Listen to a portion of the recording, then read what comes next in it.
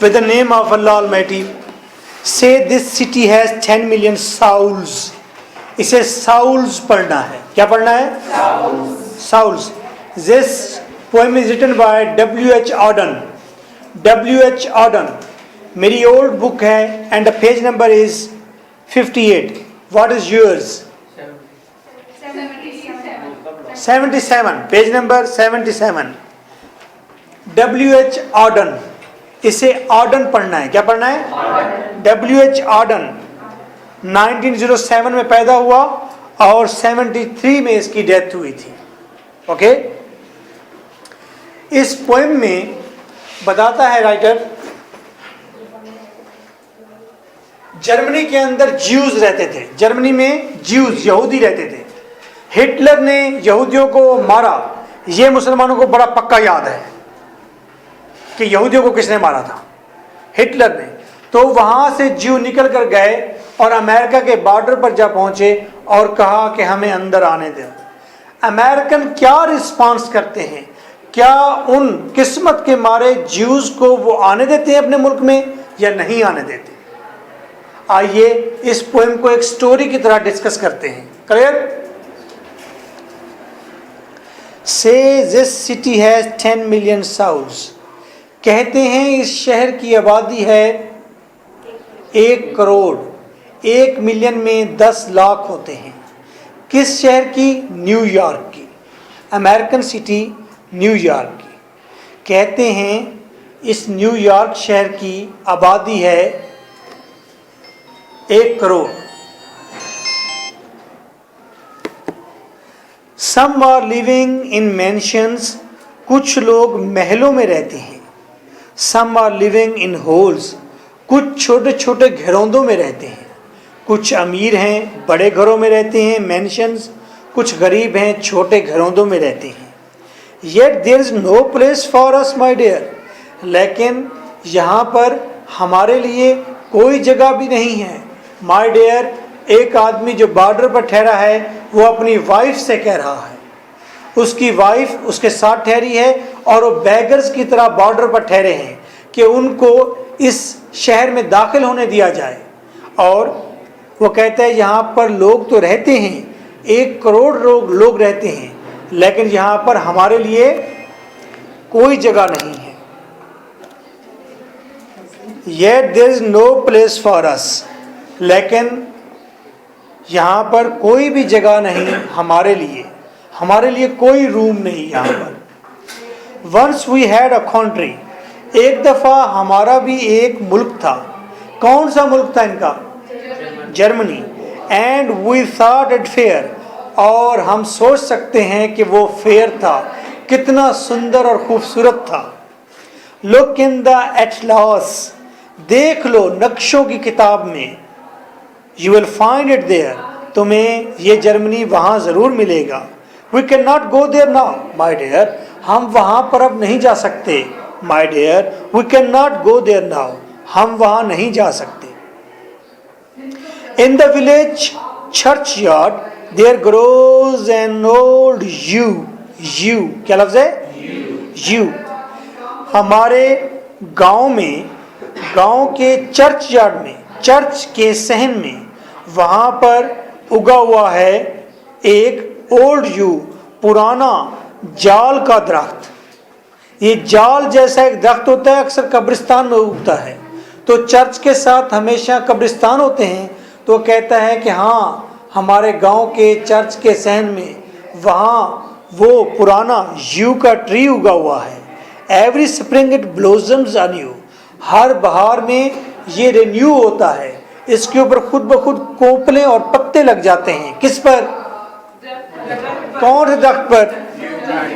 Old passports can not do that my dear. लेकिन पुराने passport ऐसा नहीं कर सकते. पुराने पासपोर्ट खुद ब खुद रिन्यू नहीं हो सकते. पुराने पासपोर्ट खुद ब खुद रिन्यू नहीं होते, लेकिन दरख्त नेचुरल चीज़ है, वो रिन्यू हो जाता है. Old passports can not do that. पुराने पासपोर्ट खुद ब खुद रिन्यू नहीं हो सकते, ऐसा नहीं कर सकते. द काउंसिल बैंक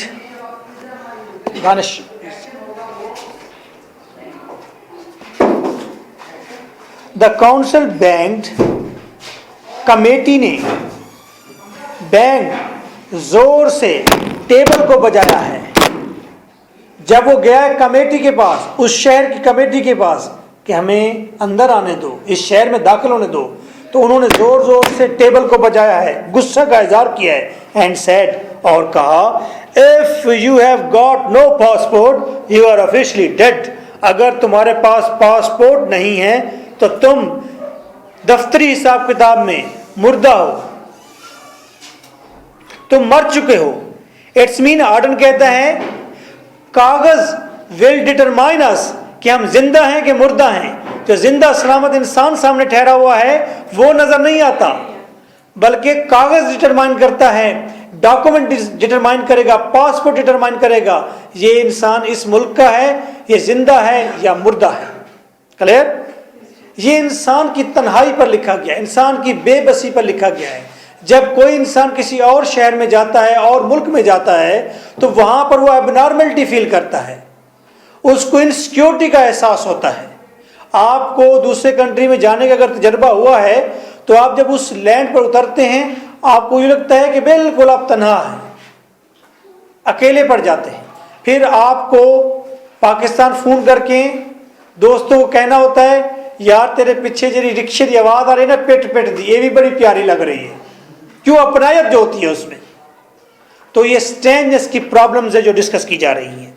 तो कहते हैं तुम जिंदा नहीं, but we are still alive my dear, लेकिन हम तो अभी जिंदा हैं my dear, but we are still alive, हम तो अभी जिंदा हैं। वेंट टू द कमेटी, हम एक और कमेटी के पास गए। पहले काउंसिल के पास गए, काउंसिल भी एक कमेटी होती है किस्म की, यानी कि 10 या 20 मेंबरान पर मुनसर एक ज्यूरी होती है, कमेटी होती है। ये कमेटी का लफ्ज आ गया, ये इसका मतलब है वही ऑफिसर्स का एक ग्रुप, इमिग्रेशन ऑफिसर होंगे maybe. Went to a committee, मैं कमेटी के पास गया। They offered me a chair, उन्होंने मुझे कुर्सी पेश की।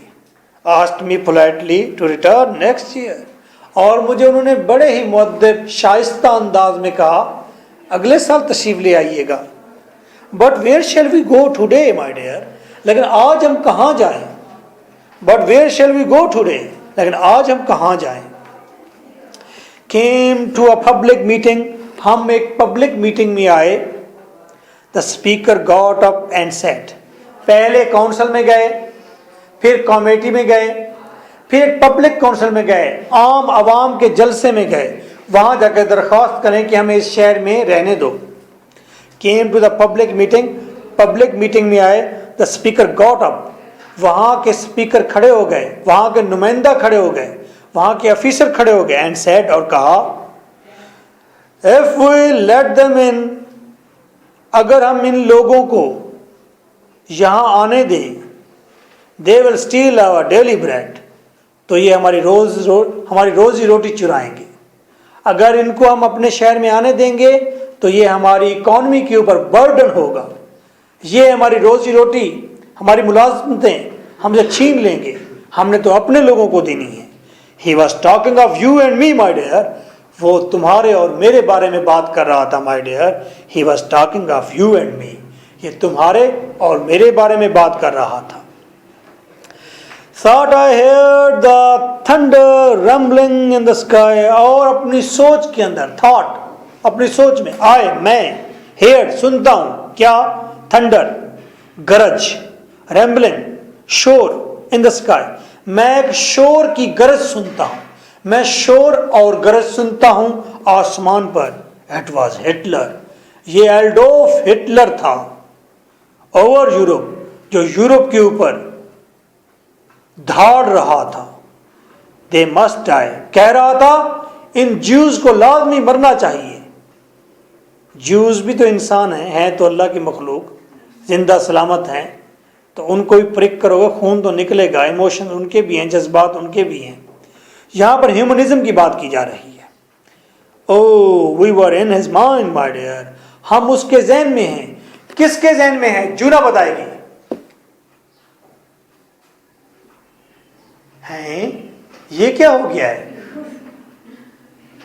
अच्छे खास तो पढ़ा रहे थे जी, आप बताएं।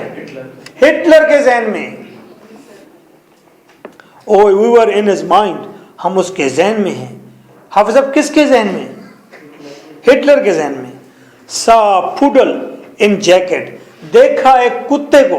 पुडल वो कुत्ता होता है जिसके घुंघराले बाल होते हैं, ठीक है। हमने एक कुत्ते को देखा इन जैकेट, जिसने जैकेट पहनी हुई थी, फर्स्ट एंड जकड़ी हुई थी, विद अ पिन, पिन के साथ। एक डॉग को देखा जिसकी पिन के साथ जैकेट जकड़ी हुई थी, यानी कि उसने टाइट फाइट करके जैकेट पहनी हुई थी डॉग ने। Saw door open and a cat let in, और देखा दरवाजा खुला और एक बिल्ली अंदर दाखिल हुई। But they were not German Jews, लेकिन वो जर्मन ज्यूज नहीं थे। ये बिल्ली, ये कुत्ता, ये जर्मन यहूदी नहीं थे माय डियर। यानी कि यहाँ पर कुत्ते और बिल्लियों को इज्जत दी जा रही है और जर्मन ज्यूज से नफरत की जा रही है। यानी कि हम आज डॉग्स और कैट्स से भी बदतर हैं। और दूसरी बात ये कि डॉग जो कि एनिमी है किसका? कैट का। बिल्ली के पीछे भागता है डॉग। डॉग बिल्ली को अंदर आने देता है, उससे नहीं लड़ता। इंसान जो एक जैसा है, नस्ल एक ही स्पेशी है, वो एक दूसरे से लड़ती है, अंदर नहीं आने देती एक दूसरे को, ठीक है। But they were not German Jews, लेकिन वो क्या नहीं थे? आप बताएंगे बेटा। जर्मन ज्यूज नहीं थे। Went down the harbor, मैं बंदरगाह पर गया, मैं समंदर के किनारे पर गया। एंड स्टूड अपॉन द खे, खे क्या लफ्ज है? और मैं वहां गोदी में जा ठहरा। गोदी कहते हैं समंदर के किनारे पर वो जगह जहां शिप पाके लंगर अंदाज होता है, शिप पाके ठहरता है, जहां पर एक डीप जगह बना दी जाती है शिप के ठहरने के लिए। इसलिए कहते हैं पाकिस्तान में जो गवादर है वो ऐसी पोर्ट है जहां पर शिप बिल्कुल किनारे के साथ आकर लग सकता है, यानी कि उसका किनारा ही उसकी गोदी है। नहीं बात समझे? गोदी समंदर पर किनारे का नाम है मेरा बेटा।